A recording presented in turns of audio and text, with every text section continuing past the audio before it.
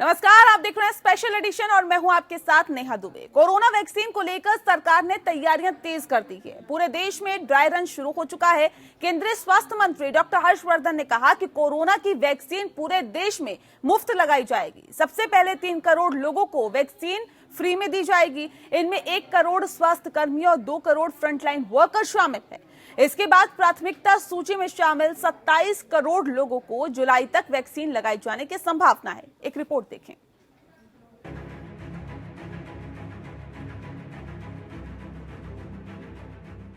देश में corona vaccine का ड्राई रन शुरू हो चुका है। देश भर के 116 जिलों के 259 सेंटरों पर वैक्सीन का ड्राई रन किया जा रहा है।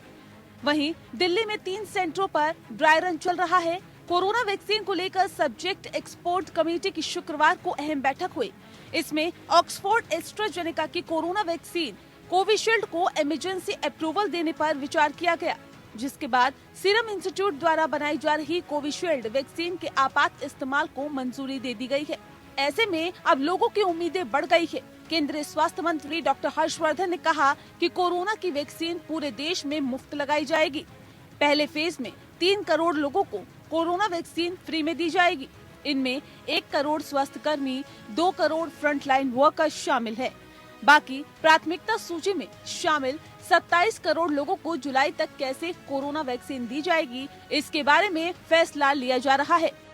जो भी हमें हमारी डिटेल्ड गाइडलाइंस में और फर्दर इम्प्रूवमेंट्स, एनहेंसमेंट्स, बेटरमेंट करना था, वो सब और फर्दर छोटे छोटे भी इनपुट्स अगर कोई मिले, उनको हम लोगों ने इम्प्रूव करके सारे देश को गाइडलाइंस को इम्प्रूवमेंट्स के साथ शेयर किया। वैक्सीन जो है वो फ्री होगी लोगों के लिए या उन्हें कीमत देनी पड़ेगी? दिल्ली में ज्यादा फ्री है? दिल्ली में नहीं, सारे देश में फ्री है। सर एक मिनट सर। दिल्ली में 3 सेंटरों पर ड्राई रन चल रहा है। दिल्ली में जीटीबी अस्पताल के अलावा ड्राई रन के लिए साउथ वेस्ट जिले में द्वारका के वेंकटेश्वर हॉस्पिटल और सेंट्रल डिस्ट्रिक्ट में दरियागंज डिस्पेंसरी को चुना गया है।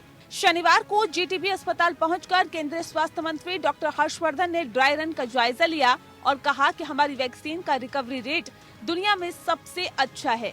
इस मौके पर केंद्रीय स्वास्थ्य मंत्री डॉक्टर हर्षवर्धन ने देशवासियों से अफवाहों से बचने की अपील भी की। देखिए, किसी भी अफवाह में ना जाए। भारत की सरकार, प्रधानमंत्री मोदी जी नेतृत्व में सारे देश के लोगों को कोविड से हर प्रकार की प्रक्रिया के माध्यम से सुरक्षित रखना चाहती है। वैक्सीन का डेवलप भी उसी प्रक्रिया में से एक प्रक्रिया है और शायद सबसे प्राइम हम लोगों का क्राइटेरिया अगर है तो वैक्सीन के ट्रायल्स में वो सेफ्टी है, एफिकेसी है, उसकी इम्यूनोजेनिसिटी है और इनमें से किसी चीज के ऊपर कोई कॉम्प्रोमाइज नहीं है। हर राज्य की राजधानी में कम से कम 3 सेंटर्स पर ड्राई रन किया जाना है। कुछ राज्य उन इलाकों को भी ड्राई रन में शामिल करेंगे जो दुर्गम हो और जहां सामान की आवाजाही में मुश्किल हो। महाराष्ट्र और केरल समेत कई राज्यों में राजधानी के अलावा भी अन्य बड़े शहरों में ड्राई रन करेंगे। ड्राई रन के दौरान असली वैक्सीन की जगह किसी दूसरी दवा या खाली शीशियों को ठीक उसी तरह से ट्रांसपोर्ट करना होगा जैसे वैक्सीन को किया जाना है। फिर उन दूसरी वैक्सीन या फिर खाली शीशियों को अस्पताल में वैसे ही कोल्ड स्टोर में रखा जाएगा जैसे असली वैक्सीन को किया जाना है। वैक्सीन की ट्रांसपोर्टेशन से लेकर वैक्सीन लगाए जाने तक की सूचना को ऑनलाइन दर्ज करने के सिस्टम को परखा जाएगा। Bureau report. जी हाँ, तो कोरोना वैक्सीन को लेकर तैयारियां लगातार जोरों पर हैं और तेज कर दी गई है। पूरे देश में ड्राई रन शुरू हो चुका है और ऐसे में केंद्रीय स्वास्थ्य मंत्री डॉक्टर हर्षवर्धन ने कहा है कि कोरोना की वैक्सीन पूरे देश में मुफ्त दी जाएगी। सबसे पहले 3 करोड़ लोगों को वैक्सीन दी जाएगी फ्री में और उसके बाद फिर आगे का प्रोसीजर और अपनाते हुए तमाम जो लोग हैं उन तक ये वैक्सीन पहुंचाई जाएगी।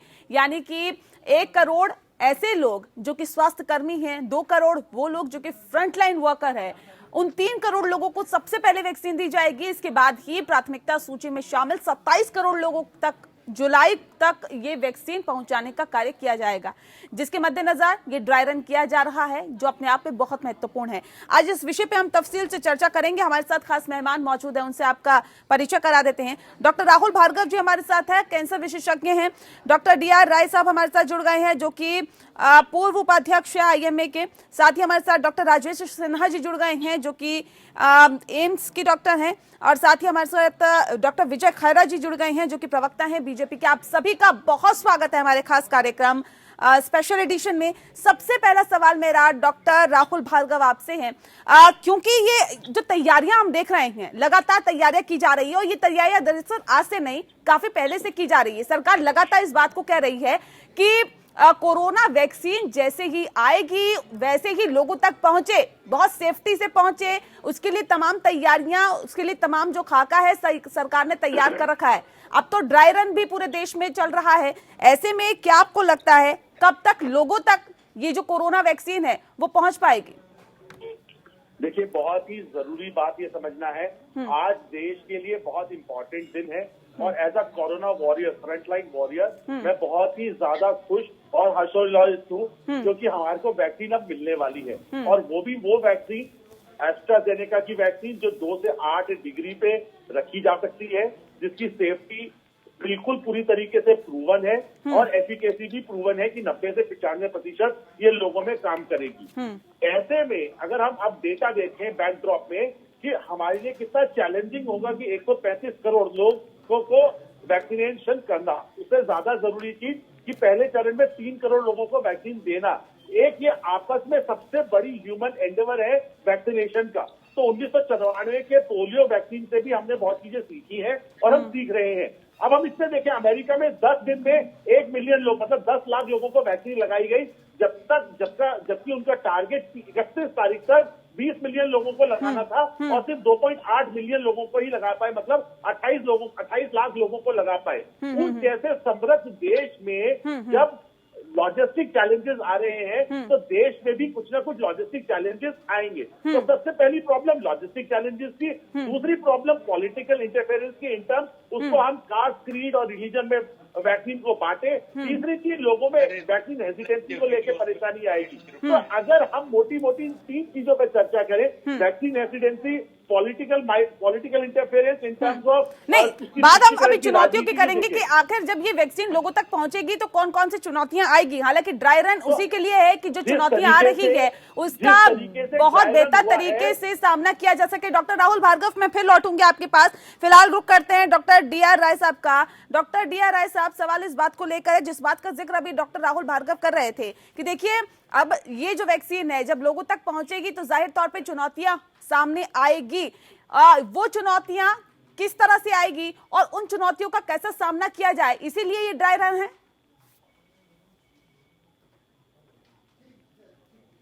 लगता है आवाज उन तक नहीं पहुंच पा रही है। डॉक्टर राजेश सिन्हा का रुख करते हैं।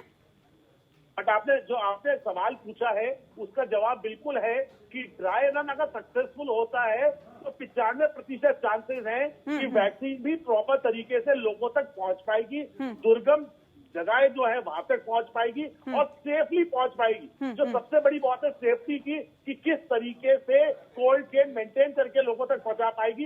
इसीलिए बिल्कुल ये बहुत महत्वपूर्ण हो जाता है डॉक्टर राहुल की बहुत सेफ्टी से वो लोगों तक पहुंचे। डॉक्टर DR राय साहब, जिस बात का जिक्र अभी डॉक्टर राहुल भार्गव कर रहे हैं कि चुनौतियां लोगों के सामने आएगी जब ये जो वैक्सीन है वो लोगों तक पहुंचेगी, तो किस तरह की चुनौतियों की बात डॉक्टर राहुल भार्गव कर रहे हैं और क्या उन्हीं चुनौतियों से पार पाने के लिए ये ड्राई रन किया जा रहा है? देखिए, ड्राई रन जो किया जा रहा है बिल्कुल ठीक किया जा रहा है, ताकि सबको सिस्टमैटाइज कर दिया जाए। और जो चुनौतियों की बात है कि 1 करोड़ जनता को वैक्सीनेट करना कोई आसान काम नहीं होता।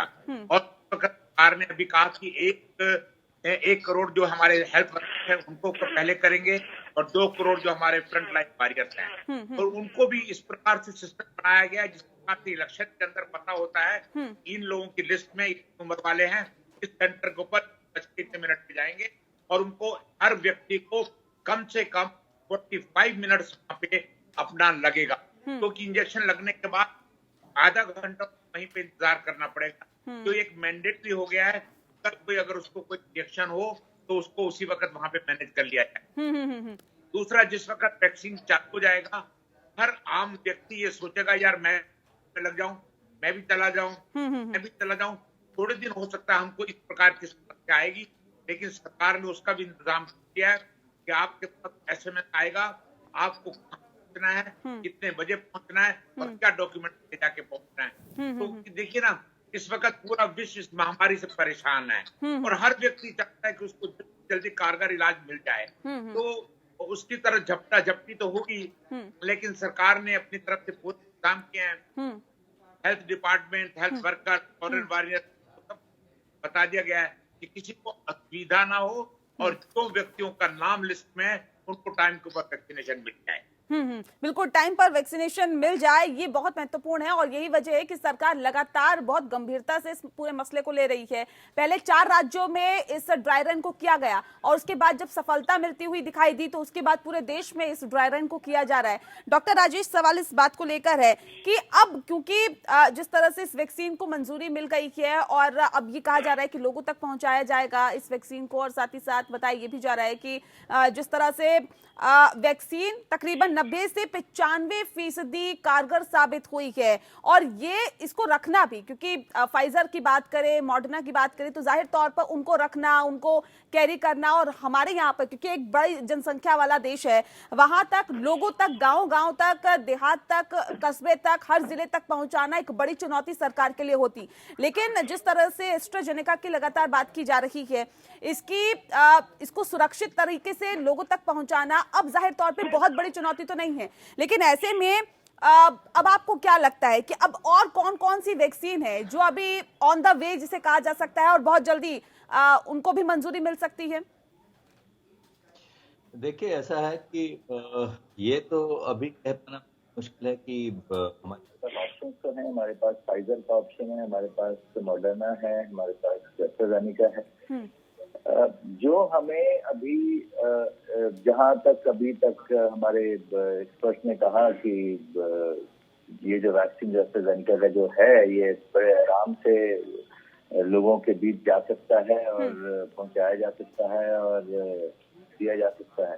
तो मेरे ख्याल से अगर एक बार ये वैक्सीन इफेक्टिव होता है तो इस पे ही स्टिक करना मेरे हिसाब से ज्यादा सही होगा, क्योंकि अगर ये इफेक्टिव हो जाता है और लोगों को फायदा होता है इससे, तो मेरे ख्याल से जो इतनी हेल्थ वर्कर्स और गवर्नमेंट ने खास करके इतनी ज्यादा एफर्ट करी है इससे, तो मेरे हिसाब से इससे ही स्टिक करना बेहतर होगा और देखना होगा कि इसकी एफिकेसी कैसी है और अगर अच्छी है तो लेकिन एक सवाल यहाँ पर डॉक्टर राजेश ये भी है, क्योंकि अभी तक जो एक्यूरेसी निकल के सामने आई है, फाइजर की बात करें, मॉडर्ना की बात करें या फिर एस्ट्राजेनेका की कोविशील्ड वैक्सीन की बात करें, कौन सी वैक्सीन आप अभी तक बेहतर देख पा रहे हैं एक्यूरेसी के मामले में? देखिए, एक्यूरेसी के मामले में एज सच ये कह पाना कि तीनों में कौन बेहतर है, ये तो कोई कंपैरेटिव स्टडी करके ही बता सकता है कि एग्जैक्टली की कौन तीनों में बेहतर है, तो वो तो एज सच हुआ नहीं है। पर जहाँ तक एस्ट्राजेनेका का सवाल है, जो यहाँ पे दिया जा रहा है वो काफी इफेक्टिव वैक्सीन माना जा रहा है। तो अगर वो इफेक्टिव वैक्सीन है तो मेरे ख्याल से इसका असर होना चाहिए, और अगर उसका असर होता है तो इसमें कोई नुकसान नहीं है कि हम इसे कंटिन्यू करें। ठीक है, एक सवाल मेरा डॉक्टर विजय खैरा जी आपसे है, क्योंकि देखिए इसके 4 चरण हैं, ऑनलाइन रजिस्ट्रेशन भी आपको कराना होगा, लेकिन सर सवाल इस बात को लेकर कि गांव देहात, आपको पता है कि भारत एक बहुत बड़ी जनसंख्या वाला देश है, पढ़े लिखे लोगों की जो संख्या है, अगर वहां तक भी कोरोना वैक्सीन पहुंचती है अच्छी बात है, लेकिन जो पढ़े लिखे नहीं है वो कैसे ऑनलाइन अपना रजिस्ट्रेशन कराएंगे? इस बारे में क्या सरकार की तरफ से किसी तरह का कोई कदम उठाया गया है? सरकार ने वही कार्यक्रम के लिए शुरुआत की है। अगर आप सबसे पहले तो मैं बधाई दे दूं प्रधानमंत्री जी को इस बात के लिए कि उन्होंने व्यक्तिगत रूप से इसमें इंटरेस्ट लिया, यहाँ तक कि फैक्ट्रीज तक में गए वो और एक एक चीज को मॉनिटर कर रहे हैं, रिहर्सल तक की तैयारी करी उन्होंने, वैक्सीन को पूरे विश्व में उसको पढ़ा समझा, उसके बाद हिंदुस्तान में लागू किया है। अब मीडिया को भी बधाई दे दूं कि दो गज दूरी, मास्क जरूरी में जो मीडिया ने जो हिंदुस्तान भर में जो कैंपेन की है उसके लिए वो बधाई की पात्र है। अब मैं आपसे बात करता हूँ कि जहाँ तक गांव का सवाल और पढ़े लिखों का सवाल है, फिर पीछे जितने भी वैक्सीनेशन हुए हैं और कई प्रोग्राम्स हुए हैं, ट्यूबरकुलोसिस, मलेरिया, ये सफल नहीं हो पाए हैं क्योंकि हम समय से एक्शन नहीं लेते थे। अब की बार क्या है कि मोदी जी ने समय और समय से पहले पूरी तैयारियां कर ली। अगर हम सीधा लाते, जैसे वैक्सीनेशन शुरू कर देते, जैसे पीछे होता रहा है, अगर हम ऐसे ही कर देते तो ये प्रोग्राम में इतनी दिक्कतें आती, ना तो ट्रेन लोग हो पाते समय से पहले ट्रेनिंग दे दी जा रही है, समय से आने से पहले पूरी कैंपेन कर दी गई है, लोगों को जागरूक कर दिया गया है। और रहा जहाँ तक आप शिक्षित अशिक्षित का सवाल कर रहे हैं, तो शिक्षित का हाल तो ये है कि अखिलेश यादव जैसे लोग भी इस दुनिया में हैं और राजनीति में और शिक्षित भी हैं, MBA भी हैं, कहते हैं अपने आप को, और बात इस तरह की करते हैं। ऑनलाइन रजिस्ट्रेशन कैसे होगा? ऑनलाइन रजिस्ट्रेशन कैसे कराएंगे वो लोग जो कि बहुत फ्रैंक नहीं है डिजिटलाइजेशन के साथ, वो कैसे ऑनलाइन रजिस्ट्रेशन कराएंगे? मैं बताता हूँ जी। अभी B.Ed, BA पूरे ऑनलाइन रजिस्ट्रेशन हुए हैं और गांव में छोटे छोटे गांव के लड़के जो हाई स्कूल इंटरमीडिएट करके निकलते हैं और गांव में है, सबने रजिस्ट्रेशन कर लिया, सबने कर लिया। तो जब सरकारी अफसर लोग, सरकारी पूरी मशीनरी साथ साथ है, तो ऑनलाइन रजिस्ट्रेशन कर पाएंगे तो ठीक है, नहीं तो आके करा सकते हैं वहाँ सेंटर पर। उसी सबके लिए रिहर्सल जो हो रही है, जो अभी मुख्य एक्सरसाइज हो रही है, वो यही उसके लिए ही हो रही है। समय से हम आगे चल रहे हैं, इसलिए इसमें हमें सफलता भी प्राप्त होगी। और शिक्षित अशिक्षित का सवाल नहीं है। सबसे पहले जब वैक्सीनेशन हमने शुरू में करना है तो पैरामेडिकल वर्कर्स को करना है, उन लोगों को करना है जो इससे डायरेक्टली इन्वॉल्व हैं, क्योंकि वो वहाँ पर रहेंगे, डायरेक्ट टच में रहेंगे। आपने शुरू में देखा हम लोगों ने कितने कीमती डॉक्टरों को खो दिया। दुखद स्थिति है। दिल्ली में ही मैं अच्छी तरह कई डॉक्टरों को जानता हूँ, ये तो बड़े बड़े इमिनेंट डॉक्टर्स की वी हैव लॉस्ट देम। मैं डॉक्टर फर्टिलिटी से होने के कारण सब मालूम है मुझे। इसमें अगर राजनीति दूर रहेगी और राजनीतिक लोग बेमतलब फायदा उठाने के लिए अगर इस तरह की बातें नहीं करेंगे तो 100% बिल्कुल, क्योंकि देखिए महामारी है, इसमें राजनीति को नहीं लेके आना चाहिए। महामारी है, इसको इससे पूरे देश को मिलकर निपटना होगा। और वैक्सीनेशन की अगर बात है तो जाहिर तौर पर अगर सरकार की तरफ से सकारात्मक कदम उठाए जा रहे हैं, बेहतर कदम उठाए जा रहे हैं, तो उसको सकारात्मक नजरिए से देखना यहाँ पर बेहद जरूरी हो जाता है। एक छोटा सा ब्रेक यहाँ पे हम ले रहे हैं, बहुत जल्द लौटेंगे। आप बने रहिए हमारे साथ, देखते रहिए स्पेशल एडिशन। चलिए, ब्रेक के बाद स्वागत है आपका। खास मेहमान लगातार हमारे साथ मौजूद है। एक सवाल इस बात को लेकर है डॉक्टर राहुल भार्गव, जिस बात का जिक्र करना बेहद जरूरी यहाँ पर हो जाता है, क्योंकि स्वास्थ्य मंत्री डॉक्टर हर्षवर्धन कहते हैं कि बहुत जल्द ये लोगों तक जो वैक्सीनेशन है वो पहुंचेगा और फ्री लोगों को दिया जाएगा। ऐसे में जो लोग अफोर्ड कर सकते हैं, अगर वो बाहर से लेना चाहते हैं या फिर वो चाहते हैं कि वो खरीद के इस वैक्सीन को ले लें, तो क्या उनके लिए भी एक विकल्प खुला है और होना चाहिए? तो देखिए, सबसे अच्छी बात यह है कि हमारे पास इनफ डोजेस है। भारत, ये जो एस्ट्राजेनेका की वायरल वैक्सीन है, सीरम इंस्टीट्यूट ने ऑलरेडी 50 मिलियन डोजेस बना के रखी हुई है इस देश के लिए। और जैसा क्या अभी कोविड का इनका एग्रीमेंट हुआ है, वो 2 मिलियन डोजेस हर वीक के हिसाब से यूके को देंगी, जिसकी कैपेसिटी 100 मिलियन तक जाने की है। जब आप बात करते हैं कि सबसे ज्यादा वनरेबल लोग कौन है, इसीलिए सबसे ज्यादा जरूरी क्या है, क्लियर कम्युनिकेशन, कि आप पैनिक ना करें। जहां आपने इतने दिन इंतजार किया है, जो हाई रिस्क डेथ पे है, जैसे 720 डॉक्टरों अपनी जान खो बैठे हैं, जो फ्रंट लाइन वॉरियर्स हैं, जो कि पुलिसमैन है, रेलवे के कर्मचारी हैं, ऐसे बहुत सारे लोग हैं जो सुबह शाम भीड़ भाड़ वाली जगहों में रहते हैं, उन लोगों को लगाना सबसे ज्यादा आवश्यक है। ये ज्यादा समझना जरूरी है। इसमें पैसा लाना जरूरी नहीं है, क्योंकि जैसे जैसे बाकी विदेशों में चीजें ईज होंगी, वैसे वैसे सब लोगों को वैक्सीन मिल जाएगी। और अभी भी आपको मास्क को नहीं छोड़ना है। मास्क पर 2 गज की दूरी जो हम बोल रहे हैं और हैंड सैनिटाइजर है, उसको मद्देनजर उसको पालन करना आवश्यक है। बिल्कुल, इससे पहले प्रधानमंत्री भी इस बात को कह चुके हैं कि दवाई भी और कड़ाई भी, इन दोनों का आपको पालन करना बेहद जरूरी है। लेकिन एक सवाल डॉक्टर राय, ठीक है डॉक्टर राहुल, मैं आपके पास लौटूंगी। डॉक्टर राय, सवाल इस बात को लेकर है क्योंकि एक न्यू स्ट्रेन भी अब प्रवेश कर चुका है भारत में, इसके भी कई मरीज सामने आए हैं। ऐसे में सवाल इस बात को लेकर, जिस बात का जिक्र हम लगातार कर रहे हैं, जिस वैक्सीन का जिक्र हम लगातार कर रहे हैं, क्या ये वैक्सीन उस नए स्ट्रेन को रोकने में भी कामयाब होगी? बिल्कुल, बहुत अच्छी बात आपने, जो इस पूरे समाज में एक भ्रम फैला हुआ है कि स्ट्रेन जो नया ट्रेंड से स्ट्रेन आ गया है, वो सारे ये वैक्सीन होगा कि नहीं।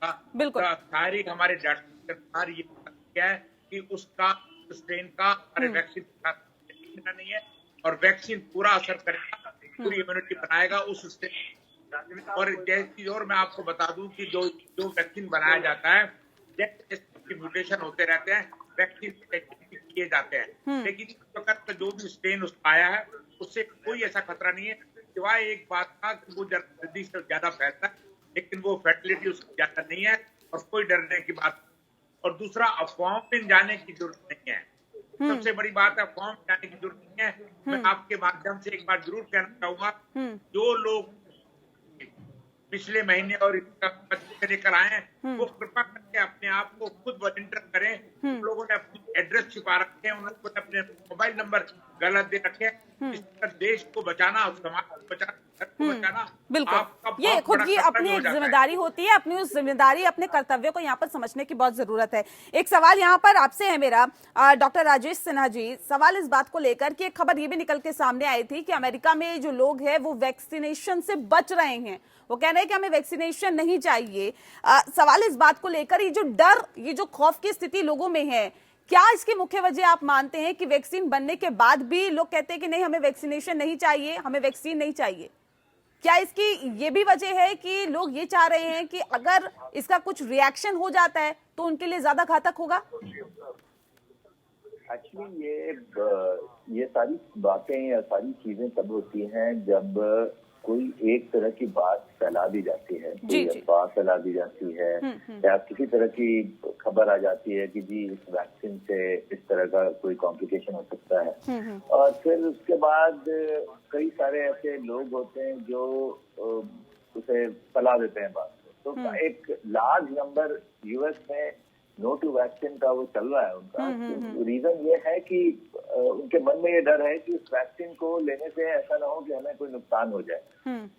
तो देखिए, ये तो थोड़ी सी एक सेंस ऑफ इनसिक्योरिटी लोगों के मन में कभी कभी आ जाती है जब ये बातें फैला दी जाती हैं। जहाँ तक जो वर्ल्ड लीडर्स हैं वो लोग आगे बढ़ के वो वैक्सीन ले रहे हैं, खुद से ले रहे हैं और लोगों को बता रहे हैं कि भाई मैंने आज वैक्सीन लिया।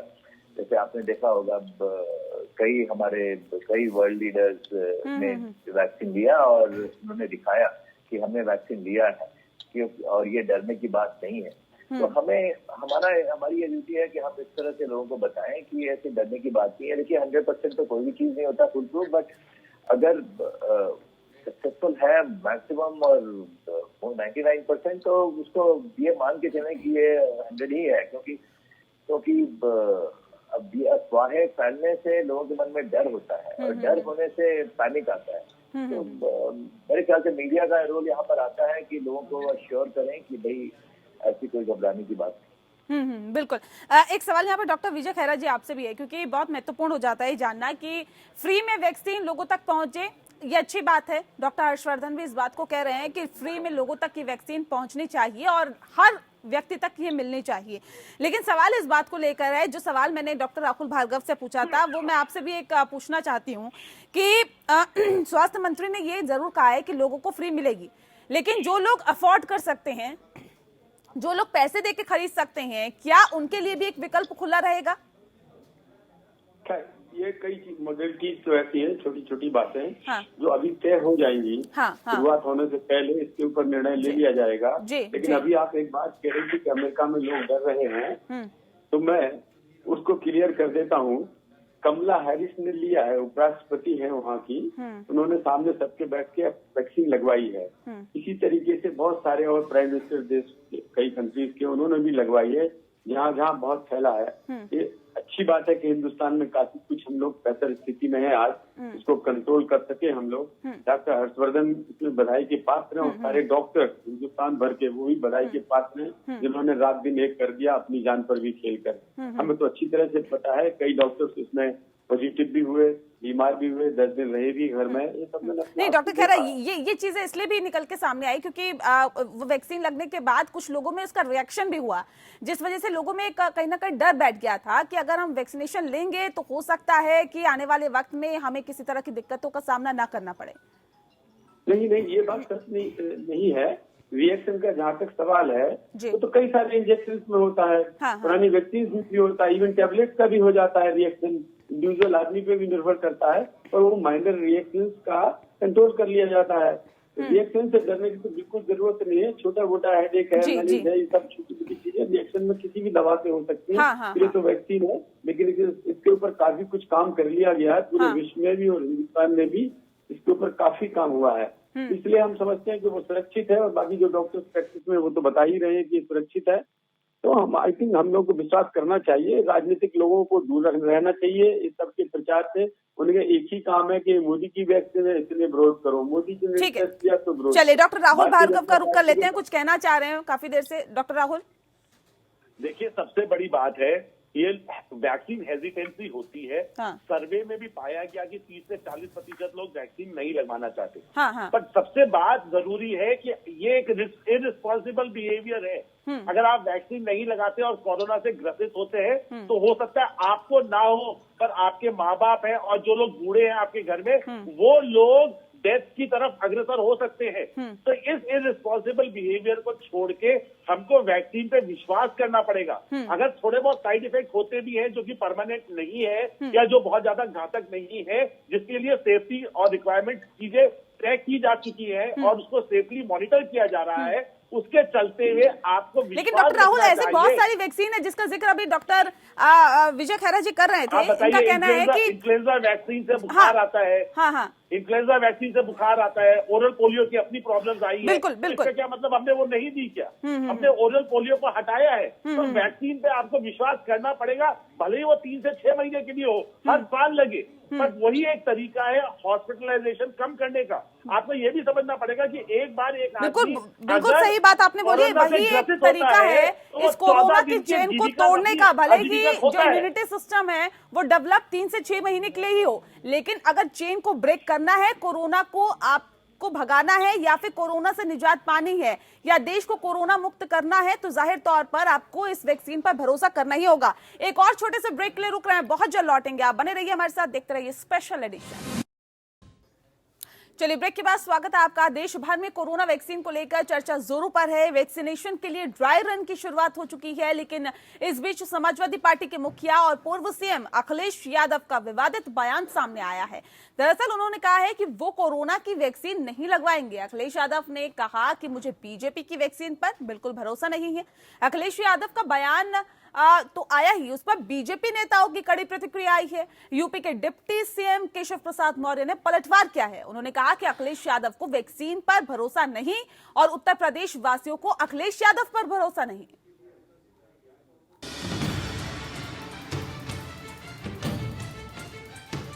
देश में कोरोना टीकाकरण को लेकर ड्राई रन शुरू हो गया है और जल्द ही पूरे देश में टीकाकरण की शुरुआत होगी। लेकिन इसी बीच समाजवादी पार्टी के अध्यक्ष अखिलेश यादव के वैक्सीन पर दिए गए बयान ने सबको चौंका दिया। उन्होंने कहा कि वो कोरोना का टीका नहीं लगवाएंगे, ये बीजेपी वालों का टीका है, वो बीजेपी की वैक्सीन नहीं लगवाएंगे। मैं तो नहीं लगवाऊंगा अभी वैक्सीन, मैंने अपनी बात कह दी, और वो भी बीजेपी लगाएगी उसका भरोसा करूंगा मैं?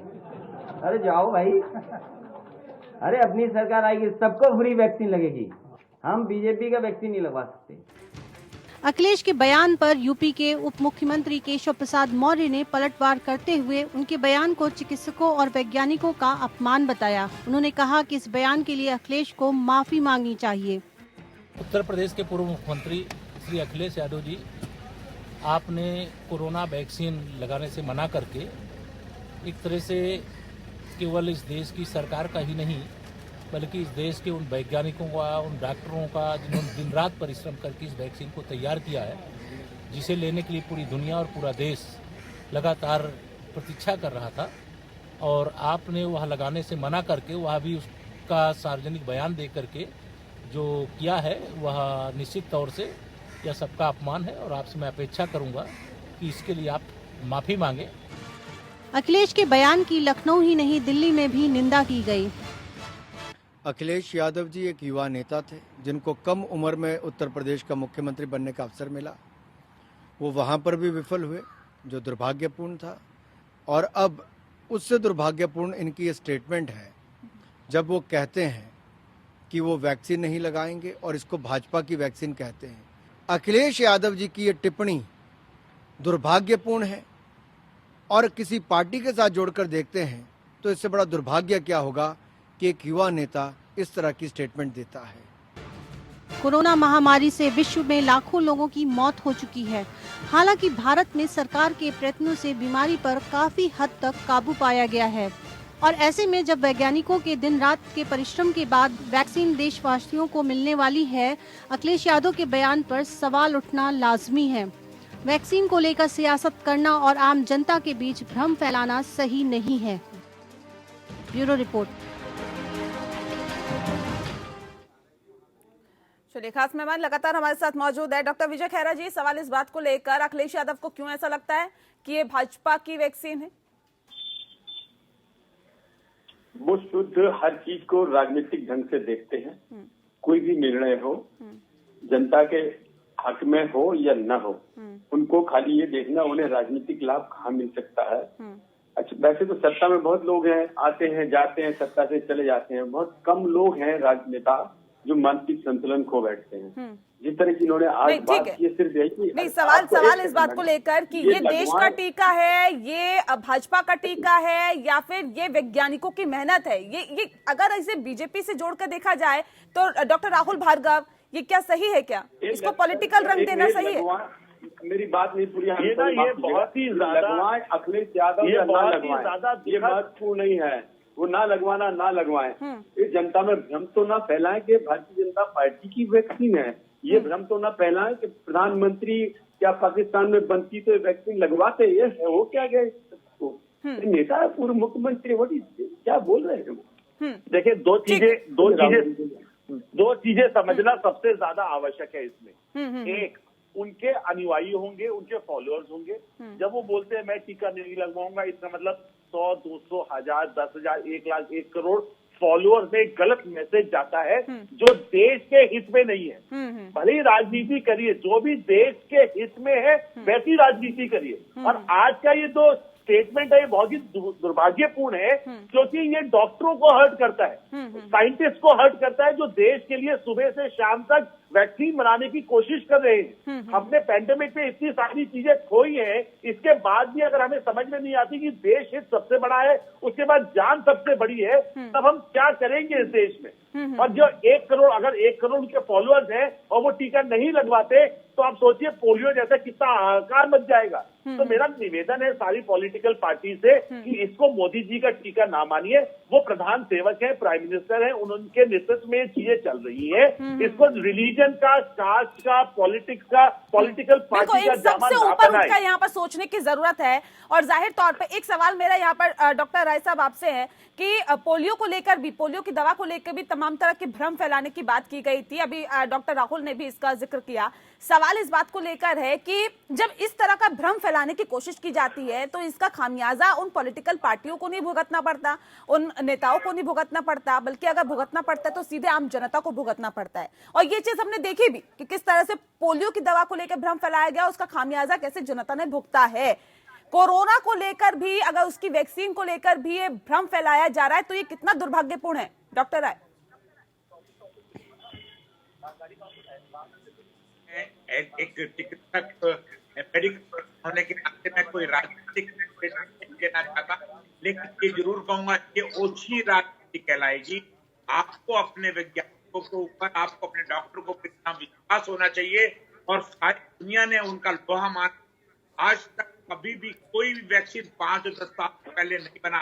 ये आज की हमारी अथक मेहनत की वजह से आज 9 महीने के अंदर वैक्सीन मार्केट में आ गया और वो कारगर है, कैसे 95% तक आ गई है। उसके बाद आप विश्वास नहीं कर रहे हो। आपको कम से कम डॉक्टरों की और उनके अपने साइंटिफिक वैज्ञानिकों की तारीफ करनी चाहिए और गर्व होना चाहिए। आपको अपने समाज से कहना चाहिए कि हमारे लोगों ने जो वैक्सीन बनाया, चाहिए उसको लगा लीजिए। किसी प्रकार की भ्रम फैलाया गया था, पोलियो के अंदर धर्म को उसके अंदर लाया गया था। और मुझे अच्छी तरह से याद है कि मैं डॉक्टर हर्षवर्धन पोर्टफोलियो पे भी था, तो उस वक्त हम ये कहते थे, मंदिरों में जाके हमने उनसे पंडित जी से कहा, मौलवियों से कहा, आप करके अपनी जनता को कहिए अगर आपके अपाहिज पैदा हो गया तो सारी जिंदगी आप उसके लिए करते रहोगे, आप क्या कर रहे हो? तो ये समाज को देगा और नेताओं को राजनीति से बचना पड़ेगा और बचना चाहिए। बिल्कुल, फॉलोवर्स ठीक है। को, आज मैं फॉलोवर्स को भी कहता हूँ, उनको इस प्रकार के नेताओं को जवाब भी देना चाहिए। ठीक है, डॉक्टर राजेश सिन्हा जी, सवाल इस बात को लेकर है, जिस बात का जिक्र अभी तमाम डॉक्टर्स कर रहे हैं कि जाति, धर्म, संप्रदाय और साथ ही साथ पॉलिटिकल पार्टी, इन सबसे ऊपर उठकर कहीं ना कहीं ये इस बारे में सोचने की जरूरत नहीं है। और जिस बात का जिक्र अभी डॉक्टर विजय खैरा जी कर रहे थे कि चिकित्सकों का भी अपमान है और साथ ही साथ वैज्ञानिकों का भी अपमान है, जो कि देश की सेवा में लगातार दिन रात काम कर रहे हैं, क्योंकि एक वैक्सीन को बनाने में सालों लग जाते हैं और अगर तकरीबन 9 से 10 महीने में इस वैक्सीन को बनाया गया है, दिन रात कड़ी मेहनत करके, कड़ी मशक्कत करके, और उसके ऊपर अगर सवाल खड़े कर दिए जाते हैं पॉलिटिकल पार्टीज के जरिए, तो क्या ये माना जाए कि वाकई देश के लिए, देश की सेवा में जो लोग कार्य में लगे हुए हैं, उनका ये सीधा अपमान है?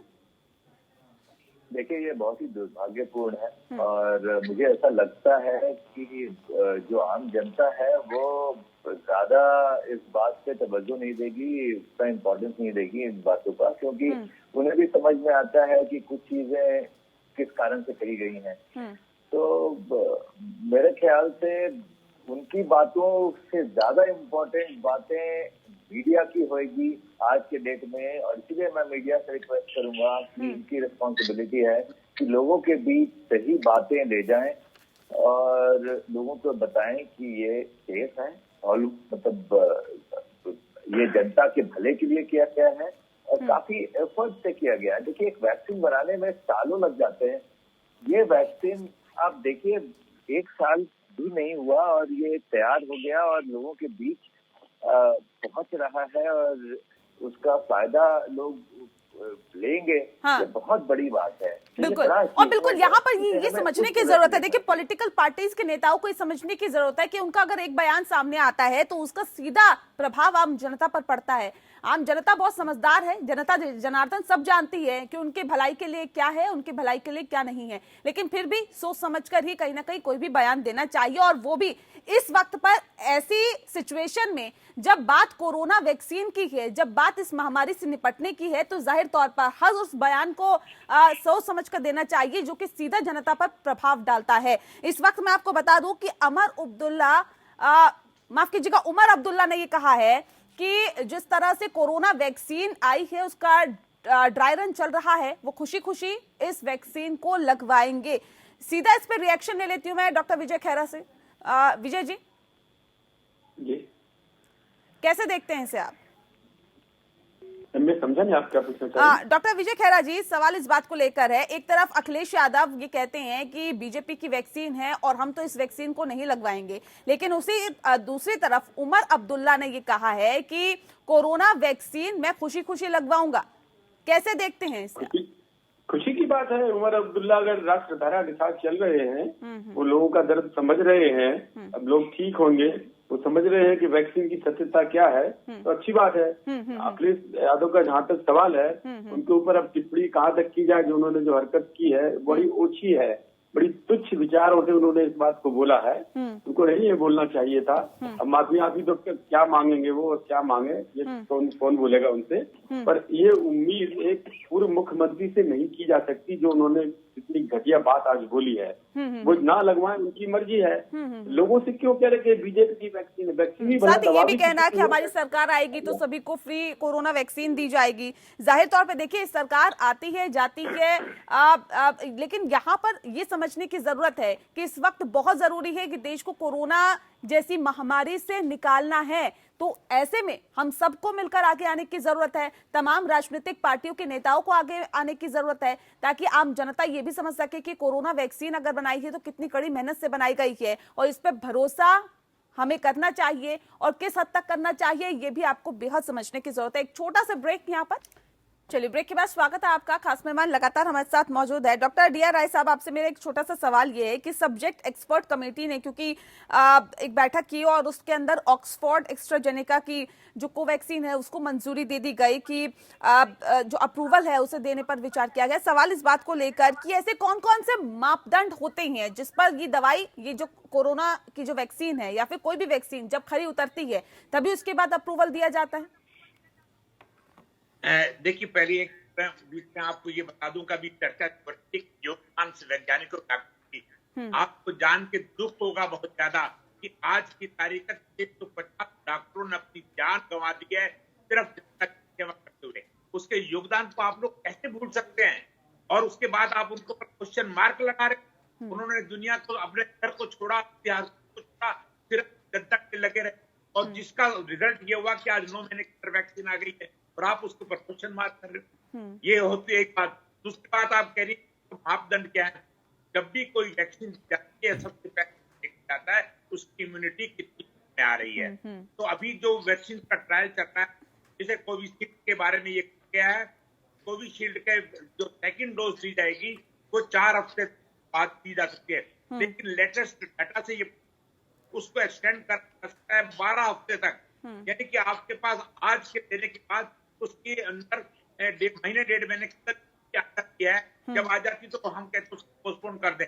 सेकंड, उसके कोई साइड इफेक्ट्स नहीं, कोई किसी तरह नहीं है। और जब भी वैक्सीन को दिया जाता है छोटे मोटे इफेक्ट्स को आते हैं, जैसे इंजेक्शन अगर वहां पे लगाया वो लाल हो जाएगी, थोड़ा सा फीवर आ जाएगा, किसी को आ जाएगा। लेकिन सबसे बुरी चीज बन जाती है कि अगर किसी को एनाफिलेक्टिक शॉक हो जाए। इसलिए उस एनाफिलेक्टिक शॉक को दिमाग में रखते हुए वहां पर आधे घंटे तक पेशेंट को, आदमी को बिठाया जाएगा ऑब्जर्वेशन के अंदर। एम्बुलेंस तैयार रखी जाएगी। ईश्वर न करे किसी वक्त उसको कोई ऐसा रिएक्शन होता है तो फौरन अच्छे अस्पताल के अंदर उसको जहां सारी फैसिलिटी किया जाए। इसके पहला कभी नहीं। लेकिन डॉक्टरों ने अपना पूरा अंदर लगा रखा है तब तक कि स्वास्थ्य के साथ खिलवाड़ नहीं होगा। श्वास रखना चाहिए और से बचना चाहिए। अभी तक भी डॉक्टर्स पर विश्वास किया है। डॉक्टर्स को भगवान का दूसरा रूप कहा जाता है और आगे भी उन पर विश्वास रखना चाहिए। लेकिन सवाल इस बात को लेकर है डॉक्टर राहुल भार्गव, जिस बात का जिक्र अभी हमने कुछ वक्त पहले भी किया था कि जब कोरोना के पेशेंट्स आए सामने, उसके बाद डॉक्टर्स भी ये नहीं समझ पाए कि इस वायरस का क्या नेचर है और कहीं ना कहीं उनको जो दवाइयां दी गई उसके बाद जो रिएक्शन निकल के सामने आया, कई तरह की दिक्कतें उनको होने लगी, आंखों में जलन होने लगी, कहीं ना कहीं गले में प्रॉब्लम होने लगी, कान में दिक्कत होने लगी। ये जो तकलीफें निकल के सामने आ रही थी, ये वैक्सीन आने के बाद क्या लगेगा, क्या ये कह सकते हैं कि उन तमाम दिक्कतों से भी लोगों को निजात मिलेगी? डॉक्टर राहुल। बिल्कुल आपने सही कहा। वैक्सीनेशन का पर्पस ही ये है कि हॉस्पिटलाइजेशन ना होना पड़े और जो दवाइयां थी जिनको हम अप्रैल अगस्त के महीने में, अक्टूबर के महीने में रेमडेसिविर को, डेक्सामेथासोन को, टोसिलिजुमैब को हम जीवनदायिनी मान रहे थे, वो बाद में पता चली कि वो कोई काम नहीं करती। वो भले ही क्लोरोक्विन हो या डॉक्सीसाइक्लिन हो।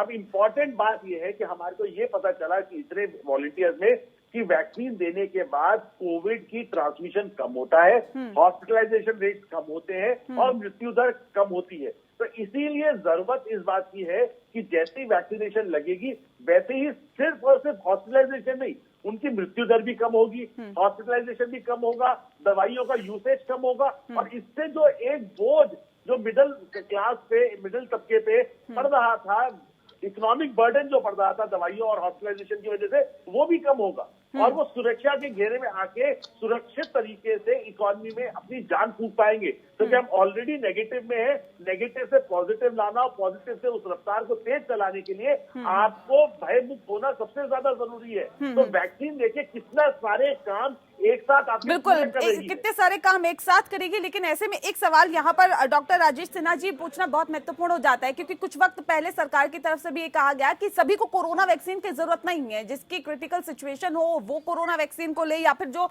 विदाउट वैक्सीनेशन भी ठीक हो सकता है वो विदाउट वैक्सीनेशन भी ठीक होने की कोशिश करे। सवाल इस बात को लेकर है कि क्या वाकई आपको लगता है कि कोरोना वैक्सीन हर किसी को लेने की जरूरत नहीं है?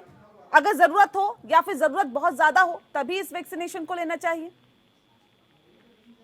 देखिए, जहाँ तक कोरोना वैक्सीन का सवाल है, सबसे पहले जैसे हेल्थ केयर प्रोवाइडर्स या एट रिस्क लोग हैं, उन लोगों को देना चाहिए फायदे से, ताकि उन्हें इन्फेक्शन ना हो। उसके बाद फिर और लोगों को भी देना चाहिए। जहाँ तक रिक्वायरमेंट का सवाल है, ये कह पाना 100% कि भाई इस पर्टिकुलर पर्सन को रिक्वायरमेंट है, इसे नहीं है, ये कह पाना बहुत मुश्किल होगा। पर हाँ, ये सारी चीजें देखी जाती है कि प्रायोरिटाइज करना होता है आपको कि कौन एट हाई रिस्क है, तो उससे पहले वैक्सीनेट करो और देन ग्रेजुअली आप बढ़ते हो और ज्यादा से ज्यादा लोगों को वैक्सीनेट करते हो।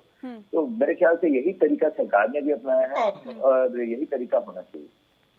बिल्कुल यही तरीका होना चाहिए, क्योंकि जाहिर तौर पर ये बहुत महत्वपूर्ण है। लेकिन ऐसे में डॉक्टर विजय खैरा, क्योंकि ये सरकार की तरफ से कहा जा रहा है कि हर एक व्यक्ति तक, गांव-गांव तक, देहात तक, जिले तक, हर क्षेत्र तक यहाँ पर वैक्सीन पहुंचाने की तैयारी में सरकार है, तो यानी कि ये सुनिश्चित किया जा सकता है कि हर व्यक्ति तक अब कोरोना वैक्सीन जल्द ही पहुंचने वाली है।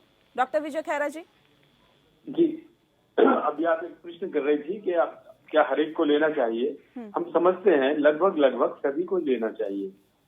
प्राथमिकता का सवाल है कि पहले किसे, जो ज्यादा एक्सपोजर्स में है, हेल्थ वर्कर्स हैं, डॉक्टर्स लोग हैं, या जो पब्लिक फिगर्स हैं, रोजाना जो पब्लिक में जाते हैं, जिनकी मूवमेंट बहुत ज्यादा है, इन लोगों को पहले लेना चाहिए।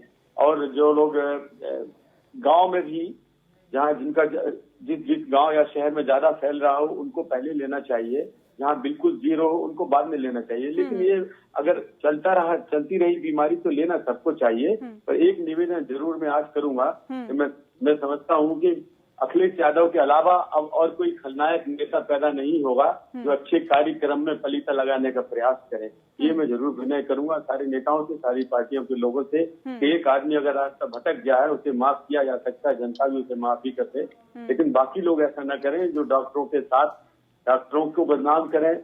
भले आप राजनीतिक रूप से जिसे मर्जी बदनाम करें ना करें, लेकिन जो राष्ट्रीय समस्या है जिससे हम जूझ रहे हैं और जिसके लिए हम सब इकट्ठे हैं, जैसे अभी डॉक्टर बता रहे थे कितने डॉक्टरों ने जान गंवाई। अब मैं 1 मिनट में बताता हूँ, मेरा बेटा भी नेफ्रोलॉजिस्ट है, यही काम कर रहा था, कोविड के मरीज देख रहा था। एक बार उसके भाई ने कहा यहाँ पर कि आप क्यों ऐसे कर रहे हो अपने आप को, बोले अगर सारे डॉक्टर ऐसे चले जाएंगे तो कौन रहेगा, मरे या जिए, लेकिन हम लोग को तो काम करना ही होगा। ये डॉक्टरों का ये जज्बा था जो समझना चाहिए इस आदमी को। इस आदमी ने आज मट्टी कर ली अपनी ये बोल के। आप मोदी जी की बुराई करो, आपको अधिकार है। अब क्यों बाकी चीजों की बुराई कर रहे हैं आप डॉक्टरों की? आप राजनीतिक आदमियों गालियां दो भारतीय जनता पार्टी को, वो अलग है, निपटेंगे लोग। बिल्कुल, राजनीति करनी चाहिए, लेकिन कम से कम देश विरोधी राजनीति ना हो, इसका पूरा ख्याल रखना चाहिए। बहरहाल बहुत शुक्रिया आप सभी मेहमानों का हमारे साथ इस खास चर्चा में शामिल होने के लिए। और इसी के साथ स्पेशल एडिशन में इतना ही। मुझे दीजिए इजाजत। नमस्कार।